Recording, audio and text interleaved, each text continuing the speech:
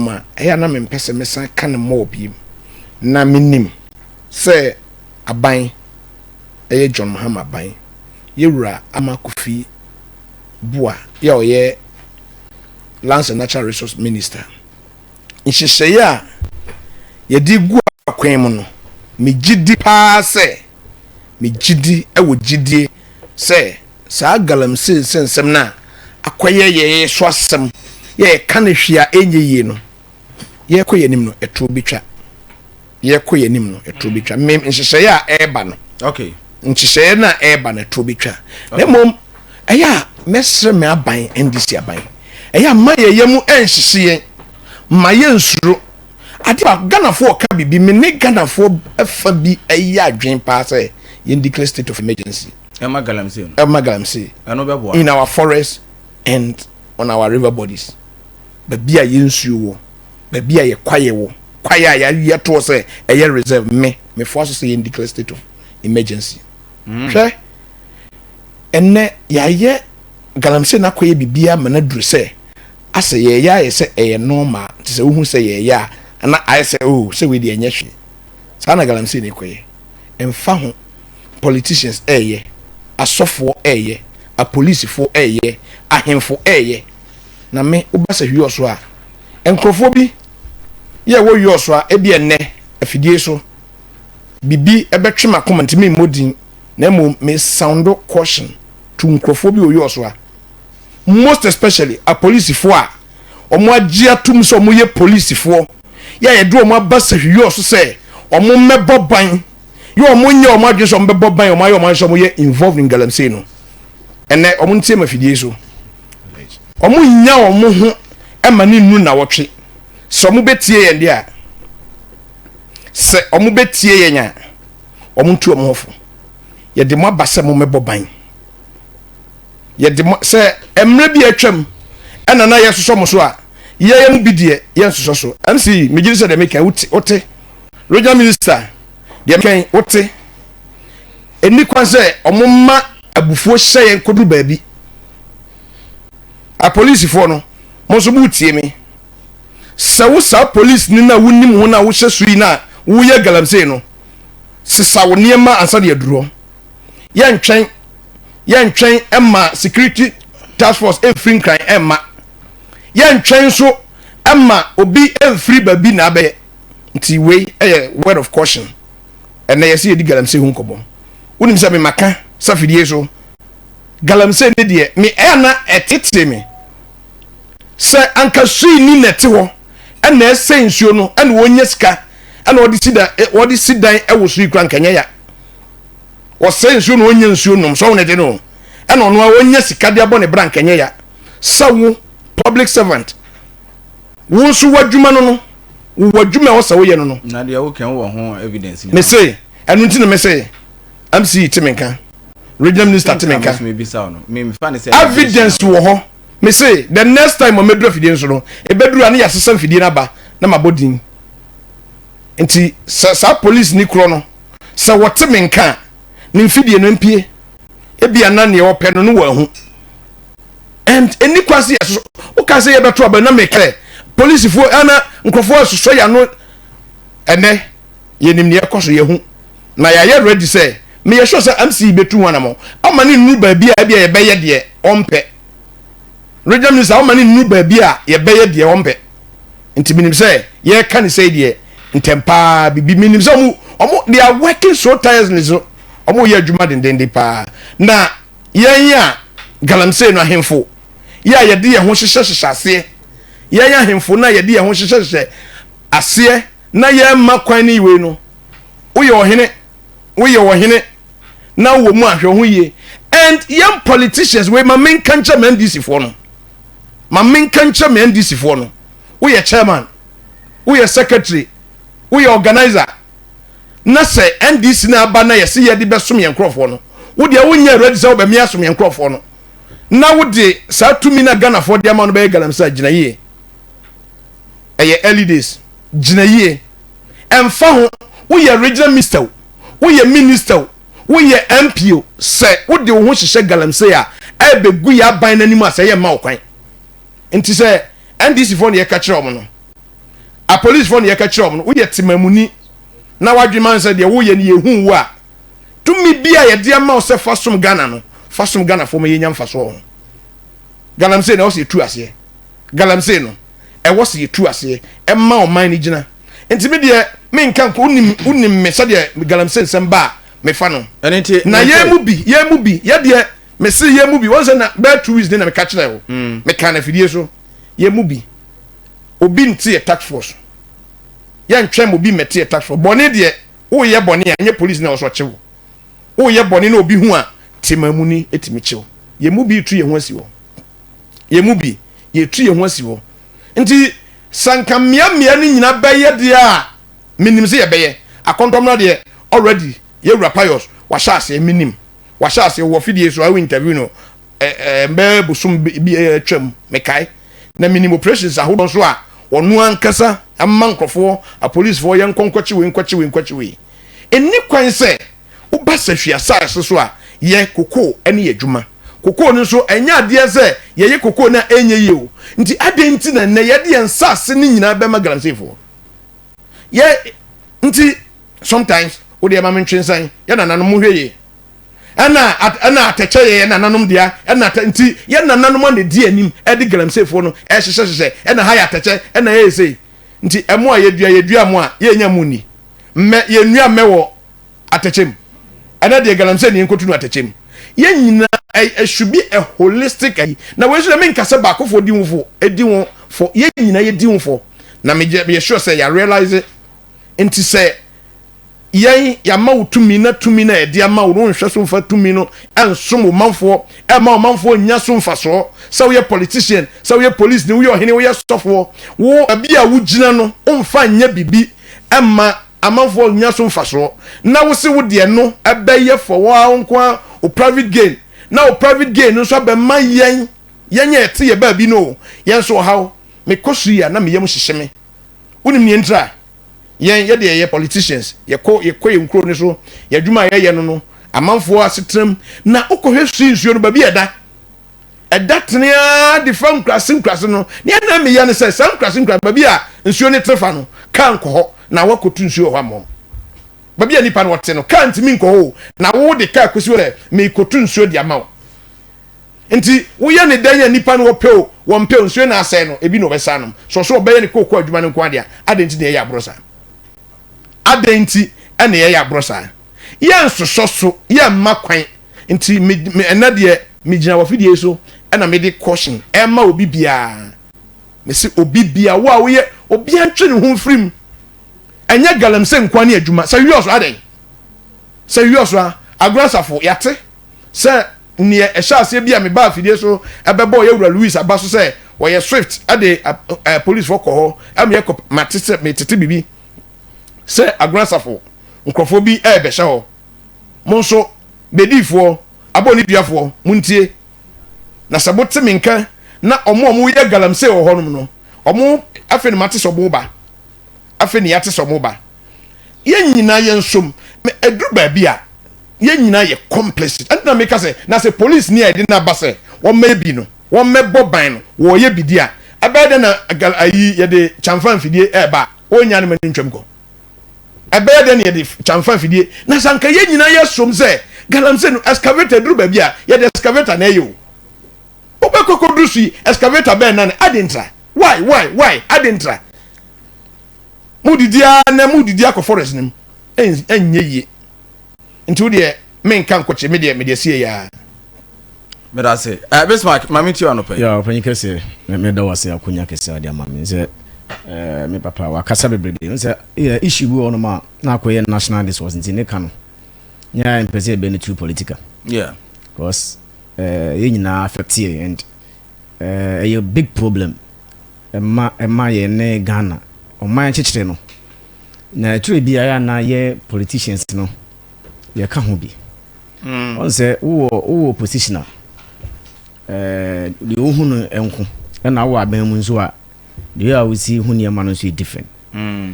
enne se galamsey koso wo akontomra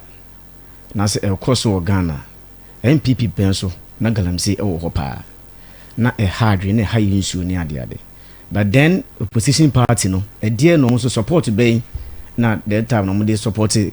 that MPP government yeah and say yen hu kwan be fa so a ye be bo aban na chi na ye mano amanfo hu se see no ye no on Friday free abem starting from 2020 MPP started say ye lose election started from 2020 abra galamsey issue sorry pa the 2020 vote no so here dey 80 because of galamsey especially baby o mo ye galamsey no you vote ba form because of politics and the didi na 2024 ye free abema ye nuanom NDC e buy and ye share 2024 election year no demonstration ahodo ne eniema e course so galamsey sites aya ankasa nua sami jamfi then e original ye nam nsuo so na nya easy but that time ni nyina no na ye kan ho bom ni ye dwin say no ade we was ye nyina di solution eba dan say ebia ye be ka say mame mo aban na chi mame nyisi sisi ya memeti hei se me bo aban achi a na obo ne say because also di solution here dey eba ni nyina ye hu kwan be fa so be fight against galamsey akontomra honorable pious na anu ya visit galamsey site ma akoma ko 20 akontomra onko ma akoma ko 20 awa akontomra nti aden nti sebio ya aba na amase yem say nsase ya mase yem say ye forest insu any other but etu bia na me ka say politicians me this is time I was send me papa etia no ma ni abra wo de won ni ade ekui I was say ye mpanimfo no original ye na ihu kwa be fa so galamsey no ibetu ase say ye yenso a on say galamsey no ye wo ekwan fa so ye no education no was yenso a was ye education na ye hu kwa be fa so ye be ye no omo ma lance say sa omo kura lances ni ade nyina ye hu kwa be fa so a ye be ye in service training bi aye ama wo mu because we dey Ghana ye sa ase nyina good ye sa ase nyina ye good na me wo hwe yoso a send o kam say yoso say si honko ane ba bi ye problem pa o galamsey but wo ko akontomia ne ade a the year galamsey esi koso no ya na enwanwan so say obi etra wo 8 good years ye ntimi enya galamsey pit crab ya 20 8 years o sa atena galamsey wa akontomra benet say na ba bi be fo asese fabi but ne MP na ankasa call rounds makuma ko 20 nti ehimfo na ye enya mo wana na mo ye ya ne ho ne be say nipa no influence because who ni say ye fight ma ya ban mla ne fight ma ya ban ba ho kwan se bibi betimi aye eno so a problem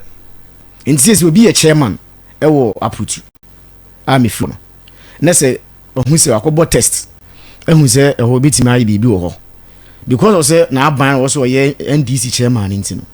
obetimi aye dey aye hwan le koka woni be ba won so e be ka we enkochi enkoyesi na de wo so ye no aye dey wase no ye ne na obosom say caution no very good obia because can so say we NDC ni a hwe ho film exactly because me as say holistically no say ye per solution to this galamsey issues here because we are I was say you are devoid of politics politics film now you're taken as Ghanaians because I don't know cause on the chairman this mark and you grow too much very dangerous very dangerous and you grow yeah say no one is safe say what bunkrubu yoyo say what yoswa baby awuti bia no obi ani safe Mr. Guy unim ade hadwen unim ne hadwen me research kakra ma yin say ukọ galamsey prone communities na enanka indigenous no ena eye omo free ho no sanka oba me chrome camp ena yenya ye te camp no ya gye atum ye say ye nsase na won ye besey no ya ye sey no ni ye nyeska ye de aboye bra anka nya me ya nti na me ka say this a caution akontroma de okay ye ni de chirepa me se ya ntina ho mam kro ensi ano de ane de ye mu bi de omunya ready so omunya prepare say e bi ombe yi afri ho me yan kasa ndisi abanti na wotenkran wo de unya nsuo no wotenkran ho no unya nsuo no ofri srem unya nsuo no ho na wo osikanti what excavators abegu a ni ade ye galamsey ma ensi me say ensi ye ma ye me yusu and this no as secondum bi say ye nya this nti ye yusu and this not srem not tenkran wote anwona wote ha no wa yusu say me yan this no wo 2 galamsey wo bopa no wo 2 galamsey wo ruru ensi okay me wo de obehu sasem a ye kan na say wo mpene a ania ne ebesi medium say galamsey nsam ne de ubi wonya ready I will not be compromised. I will not say me fie untimi ma me fie ho ana untimi nya hwede ebe hu no ye beka momma ye ho toyen samo de mo baye ana ya se ya sai wasa sase nyina ya sai na ye ma kwan masahwia sase ye nse no mate ye ma kwan e ma ye nse no ana me ye ma ye ne politics so ye ma ye ne politics hwe ba ku wo ho ya hwe anka ba ku no na ye 20 etene yanka echena ebe 100 so ne tenu eni kwan say ye mess galamsey free MPP me e free MPP penso na me ye serious kan ye duru ba bi na ye ni tumi na de aban na ba ye prayer ban ye nyina na prema ne ba ye o ya mprese ye mfa metu galamsey anya galamsey ne ye prese ye mfa metu uba sa hwe so a nhihya me ba fidie so a me kase kofi bente nhihya wo ye se ye behwe ni aye mo ye behwe ni aye me so ne tenu ama wo mo any skill akese se o obekwakwya adwuma bank obekwakwya adwuma han aye den anya bia na nsase na ye kopre ye di nnwuma beba no sa nsase ne ye mna ye makwan ntu sa akoro ankontomna de yanka swidi yanka ubehwane de abata no na no e wota no so ye dua mo ho a enye ye ubehwane de akwa nyabrim eno na ye makwan no esanse ye de alternative dey ebeba alternative no so ye papa ye de ba ebema ye nyina ye hwan dey atoye ye manipa ba ko mienu na make no we know some of them ye tete investigation ye no because ye ma metra meka bibi keke entimu a mo hyehye ase ye kwache nkrofo na mo frefre ye kwache nkrofo na mo frefre won kran na wo frɛ tunu won kran ho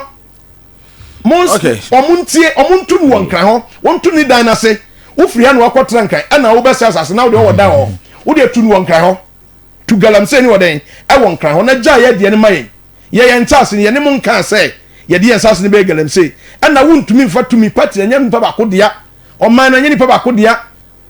enye nipa ba ko dia ye nyina ye dia enti se wo se wo de wo se wo galamsey na wo be ya wo firi camp akotunu go camp wo firi srem akotunu wo srem wo firi anwona akotunu anwona ya makwan na se ya hemfo no mo be hyehye ase na mo be ya ebinim konya be bo mo enye ye ne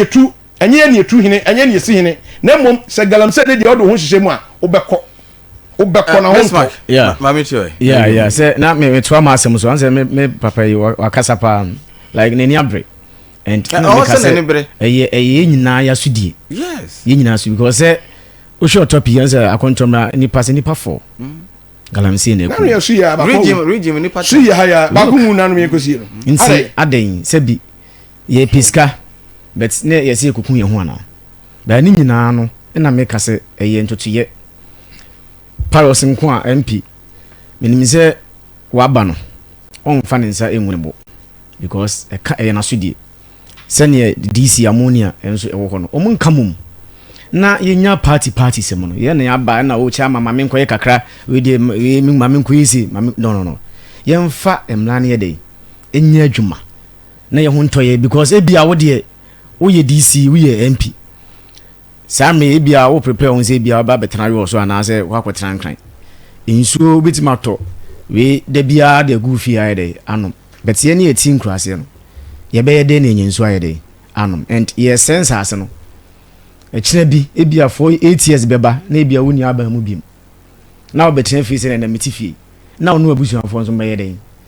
nti ade bu ho no ma e wo say ye dwene ho mienu na nyina ye de ye fight but me ade ba kwa ha me say on say me betra me mo obi achi o but ye kanye e beboa ma ye nyina atimi ade etu ho anamo but ye politicians no ye bebo ye chi abo achi because the odi ye me opposition no 4 years ago no and that's 8 years ago no and no na affecting ma na mtifie nti me so me ma adwen se ne me so mebo wachi a na eno so affecting so ayede wa betre but me ne mfa chikire man yes okay yemfa eno ye de enchikire man nti ye de ye beka de ye hu no ye beka na empanufo so atie na so pam no mu de aye adwuma na minim se akontomra galamsey ni se DC ene MP Pitanko a sorry Pius Nko a o mani bra me sure se baby a was e kudru na akontomra ebi tima kwa kudru okay mate menso me da se Bismarck na obosom mame samra so biem na yenhwe ye next topic no and I know na efa opposition parties here omo demonstrate enura against Chief Justice in the suspension no your brain inti mame ma be 6 minutes your brain inti na then I was saying sir enura Mahama launch code of conduct for public offices. Okay. So what yeah. Na opposition parties here almost all made demonstration. Say yeah they ya suspended CJ and yes will be na suspending no. Last week na me birthday na me bisa question be. Say be na me nua ba obetime yi anoma me dia me say yan kire emrapon no ya di buma ye constitution. E fa kro na ye wura Mahama wabuso. Omo de omo nkire yi. Na se omutimi kire dia omo nko court ana mebwa so omutimi kire omo nko court e yo man kire Ghana on afi ne yenye 31 se 30 is it 31 or 32 years after under democracy mebwa yeah ana yenye mpo no 29 afi ne yeko 29 years ye ba po fourth republic mebwa nti yenyini nsa nti ye constitution ye gusu na ye no eduru bia na obi attest na obi di court na ade bi okwa na nsi da na obi court mebwa obi ona ye say but near where ye ekwan ye fa so yi ya suspended mami sa kwan ne de enye nna na di kan yo bebre article 146 na ye de adwuma and NPP force oboko demonstration ye say ye de adwuma bebre enye ehwa na ye gina so de eyi mami Charlotte say no enye ono nko a mami bia na ye friend Loretta Lamte wo so enye ehwa na ye di yi no another petition president then President Mahama and ojina sa mrapon na so no de yi no na de obi a petition president say CJ wono so bibi say ya MPP for so ko demonstration media demonstration ne kone de eno so ye part of the constitution nti MPP for mpo the constitution ye adwuma esan say constitution mo obi akwan say bibi hawa utimi ko akwa demonstration no so omo demonstration peaceful the ya say afeyo markings any police ni say de omo kwanu kwa ne hadwen so ne say no omo peaceful demonstration omo ko say mrana na ebu na dwuma man so de mrana ye den adwuma omo ko ye obi anche omo me MPP for ko demonstration say me so me feel say hamia me so matwa koma police anambwa me so matwa koma police na maka che police say ni MPP for ye no hamint me so me ko demonstration say me wo ho kwan na wo na kwa hotel video so a okase me feel say hamia me feel say hamia me track koma police for say Mr. Kasorano pa hotel tema so too much enti me so me pesa ye den me ye kire and one say me ye kire na me ye me nche obi fa hodie so enti say MPP for pa omo fa afi enu na omo ntrase o omo san fa afi because dem kan de ente ye fi na e bia ekoya so kakra omo fa afi enu na de course nyina ma me say omo ntra bonten anye dede constitution ye de be adwuma constitution ye adwuma so atoaba Ghana for atoaba tiawo na walusu na MPP executive Justin Kodua ene nkofo bi pese omo esa maintain omo position nti ye freedom so ne jeno ye freedom e magina ho omo ko demonstration omo asem ne say John Mahama e pese oye dey wo ya na wo yi CJ na wo nya kwan e the Supreme Court esesa mrapon ye dey esantena akunya no so biem ayo mo asem ba ko unim bibi John Mahama ba ye bosume enan nie enum ne de afi ne yahyem amamuo na wo bu no ehurahura MPP fo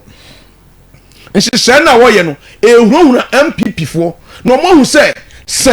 John Mahama etokoso ebu man ne se de wo bu ni se ya na anhwe ya Ghana fo beka se John Mahama edura bato so mpa ye de enfa constitution ya ma nko traso sa eno na abo MPP fo hu a na se mo ye so mo da ya ben say yes ya best sa constitution no ama John Mahama traso a e Supreme Court no so stand my enya parliament ye yemra parliament ye wo MP say ye wo more than 2 tests ye hia MPP for say ye pese sa constitution na ye hia obi o omo promomra omo pe omo ma ye koduru oni etran wa ye betuma sesa no na ade we de ekoba da ben enti MPP fo no omo lusu no omo so omo ko thank you to ne ho so hu ne ekoso omo thank you to omo omo ko no atuma ene say Canada Japan so say ye be won sekan ti watwe ho ayi intim 17 onso watwe ho na nka chairman ya sha say ye ko thank you to ye ko trust statement babo nti say chairman ene de so chairman ko e bibi da kru bia eno so ye ko tra ho letter e de ko tra bo nti say no obi asuro e running for the life enti say MPP for entrance no mo nwi o mo party ni ho ye de anka de say ne say de NDC for ye ko opposition na ye ko hwehwem ayi kwasi botwe committee baaye ne ye hwehwem e de no kra kapayo say weni ne ma ye lusu ye ntia fa kwa we so omo de no mo hu no so omo ba bonto mo meka ne mo lusu ye no omo be blame game ba omia ena nanado ena say ena ono no anye say aban na timbi cabinet na otimbi adedi na onka say ye nti na oka say na omo aso de hwan mo no mo aso de hwan mo no mo aso de enti John Mahama enu ase de mekan no amammo papa ne hye papa na amammo no mesika eye mofe eye Ghana fofe se John Mahama ahyase se de wa hyase wo de sa kwa wie ya anya nwa se Ghana besesa koduru babi ne wo yiye no ebi nsi dawo sanka na nado wo ye president na de John Mahama ahyase ye na wo ye mu fan anka enya ne babi ewe wo se oba aban mu no bosumi nan nie amrapon mpo Ghana ye dibu man no wo se ye to aba ye opinion wo 6 months say wo de be declare asset me boa John Mahama say me de me ma pointis me na me pointi wo mo enti me se bosumi nan etwa na se wo declare waseta wo akatua ahyegu ye de koye oman adwuma kona ko declare wasset one declare na emre bi sam beto so say ya ye yi wadi one kasa automatic eden dismissal one kasa wa yi ho di esanse wonye ready say be den woni ye be ye adwuma anya mamu papa anya de Ghana fo ye hwe ni se pepe yo ye de be ye adwuma me ya ye me MC me ya ye me board chairman me be ye board chairman no na me sit down bako na me wo car bako mato ne din madanadi nti se me be ye MC ya na se me be ye board chairman no mfie nan ye ko hwe matoka ba enum matoka masidan be nsia na ye hwe ne makatria ano ne makatria ne nkwa itimi asu aka se o ba ye no wo de o man sika kwa ye akoye sei mesi se mre bi atwa me nya ne sa won se nnu ankwa president obi be chair president ka open president dia betro abonten say obi abeche me ka na ye dia beche me so me dia dey madane amoman no ye mfanya oman adwuma amamwo papa no we ya hu bi emre bi atwam na ahomaso na no ahomaso ne hu ya na John Mahama so say me dia maban no e ya hobrase uba mo Kofi Bente say me so mamambo na me de ba no eno de oni MC Kofi Bente jo na MC jo Kofi Bente woduo unim say yo so ade ba ko a ye pe wo Kofi Bente won say ye den wojo na MC ye den wojo check Kofi Bente nti sa mamwo na ye de ba na nhyehyɛ say ye mpe kwanya ye mabru ane ye mrante no benya adwuma den aye eno ne ye da ye so da ye enya PP fo say ye koyi CJ ana CJ na ye yi no me maka no wo fidie so na maka on several occasions say ye mi say obi adwen na ye nka no 1111 na me democratically sakwanya eyi Charlotte say e basa ete ye san obi so emfa ho no ne waye we me say ye se me nkoa madwen a nka me wo madwen me kire wo say me anya ma me nsusu ye say ye ba ye nyi mistake di o anya ma nsusu ye say ye ba ye nyi we say mami eno wonye bibia etiamra anka nipa bi enkonkotwe bibi say ye twere ye no mpanimfo out of 31 council state members no emu 30 na wo ho omo nyina agiatum omo wo ho no so former chief justice e wo so bi mame so for yakufu so wo so bi me boa wono wo so bi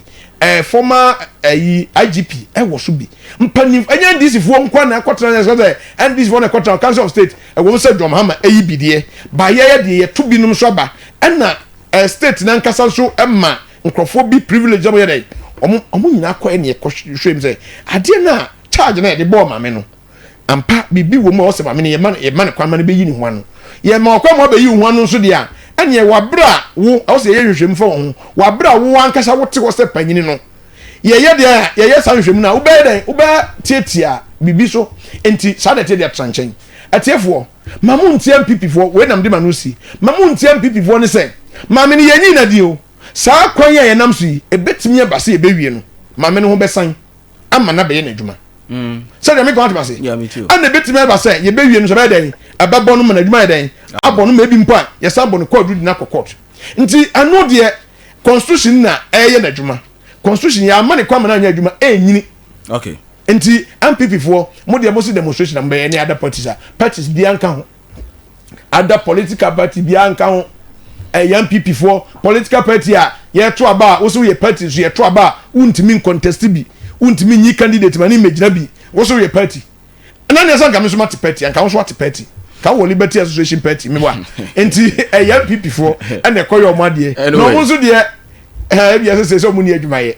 nti street dey so ye adwuma mate but I say best mark ma me too yeah opanyi asemo na de tie ni se o man chichire no ene ni ade ade bia wo se ye hwe ne adwen ho na ye ya manaka ho e de ba de a se mama ba ti me pamon ko kwetena fie na he for ne chance oh eno de se wo za abanye MPP nko ana abako okay NDC aba 8 years and NDC nso ba MPP ba 8 years na sisi MPP NDC side e to aso nti saa de na ewo ho ewo saa two political parties no but the mlana e kan mlana sesen eno no se ehwe me too se